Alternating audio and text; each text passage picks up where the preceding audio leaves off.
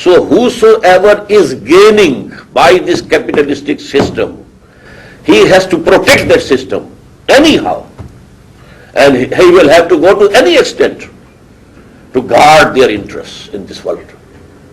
And they fear Islam only as a political, socio-economic system, not as a Muslim, not as a religion. They can keep all the religions at par in America, yes. You can make a Gurdwara, you can build there, go there. Hindus can build temples and go there. Whatever you do. But nothing doing. Our secular, liberal, and then our capitalistic system. Can I just come back to this chart for a moment and perhaps pick up on something which we have touched on, and that is there are many texts in the world, many texts, many books in the world which people claim to be infallible. You know, conservative evangelicals such as George Bush and others would talk about the Bible in those sorts of ways. Certain Jews would talk about the Torah in those sorts of ways, the Bhagavad Gita, Tripitaka, and so you can go on. Can you just clarify, how do you know which is the book which is protected and immune from error and satanic influence? How do you know which book has that status? That has to be a historical research. Quran throughout 14 centuries has remained as it was. Bible has not. There were revisions, changes. You know, Ahmed Didat, you know, he had this subject, specialized in that subject. Regarding Torah, the Jews also believe that the real Torah is no more there. It was destroyed or buried in the tunnels under that Temple of Solomon in the year 587, when Nebuchadnezzar had invaded and demolished that temple. So I can say this thing about my Torah and Injil only. Regarding the scriptures of the Indians, they are not sure who are the authors of the Upanishads, who were the authors of the Vedas. They are prehistoric type of things. But Quran, you know, is in the light of history, full light of history. One other question about this chart, and that is, do you have any sympathy? There are some in Europe who argue that the rise of science, the rise of scientific learning, needed to emerge from a theistic and religious framework, because of course it's the assumption of faith that the world is ordered, which makes it possible for people to investigate it. So do you have any sense that actually you need religion to create the possibility of science? I think this hypothesis is historically wrong. You know, the days of the Muslims, the Abbasids, they had the background of Islam and science, mathematics, you know, all these things, medicine, they flourished. We got those things from Greek sources and from Indians, developed them, and we had the background of belief in God and religion. And we transferred it to Europe through the universities of Cordova and Granada and Toledo. But because, you know, the rule of Pope in those days in Europe, which had prohibited science and philosophy both, that had created an anti-religious sentiment among the masses.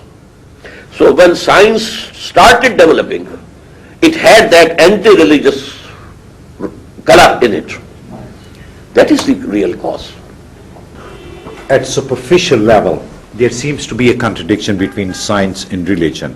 But I think what you were saying was that there is a continuity. The fundamental, foundational, philosophical assumption of science is that life in universe has an order. And this is a religious truth. So science built on that metaphysical idea and try to find out the nature of order in the universe. So all the developments in philosophy of science, particularly in physics, and I think Dr. Abdul Salam had this notion, and he was hammering it again and again, that whatever developments in modern physics are taking place, they are fundamentally derived from the notion of order that we inherited from religion. So that was probably, Yes, is that true? that's exactly right, yeah. So in that sense, there is no inherent contradiction between science and religion. But I want to go back to... But I never said Sure. there is contradiction. These are two things side by side. I never said there is contradiction. There's a difference between saying side by side and saying that Yes, same. it's built on that. There is a continuity. There is a qualitative linkage between the two. No, but only one truth, that there is order in this universe, doesn't go to make it religion. The belief in one God, creator, that is the basis of it. And he is the guider to the right path. That's why modern physics is going to the idea of trying to find a unified principle in the universe. Anyway, I want to go back to this whole, to the chart. That is the framework which is very lucidly articulated, and I really compliment you on that. My question is, you divide the human knowledge, what you call religious truth, into two categories: protected, which is immune from human error, that you describe as revelation, prophetic knowledge that we receive from the prophets. And the other is the knowledge that we gain from intuition, dreams, illuminations, and ESP.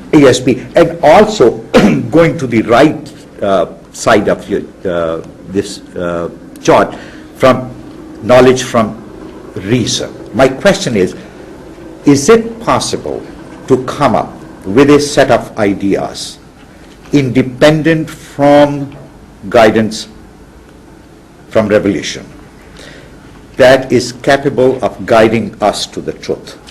Is it possible to reach the truth by sheer human reason? One.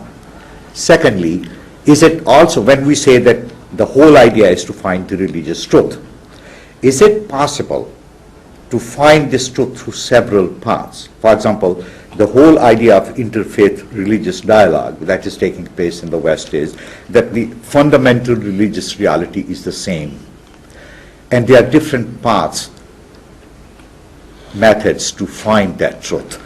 I'm not saying that it will not be subject to error, but I just want you to entertain the possibility, just the possibility, Of that there are certain other ways to find the truth, independent of prophetic guidance.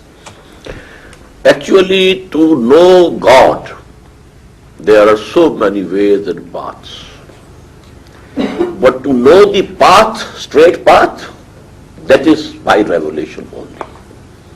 And this revelation has been coming time to time. فَإِمَّا يَأْتِيَنَّكُم مِّنِّي هُدًى. And according to the mental or intellectual development of humanity as a whole, there was a development in that also, till it reached its zenith in the person of Muhammad sallallahu alaihi wasallam. So we have to accept for the right path this revelation which has been given by Allah for the humanity, all of humanity, for all time to come. As you know, that Quran says, وَمَا أَرْسَلْنَاكَ إِلَّا كَافَّةً لِلنَّاسِ بَشِيرًا وَنَذِيرًا. He is the only prophet who claimed that I have been sent for the whole of humanity. Even Jesus said, I have come to find the search of the lost sheep of the house of Israel. And Quran says, all prophets came for their own nations only. إِلَىٰ عَادٍ أَخَاهُمْ هُودًا وَإِلَىٰ مَدْيَنَ أَخَاهُمْ صَالِحًا, etc., etc. He is the only one who says, I have been sent for the whole of humanity. So you do not that I can live a moral life on the basis of secular ethics? Yes, you can live, it will be basic human morality. Basic human morality, to speak the truth, not to deceive anyone, not to rob, not to steal. These are things which Quran says they have been imbued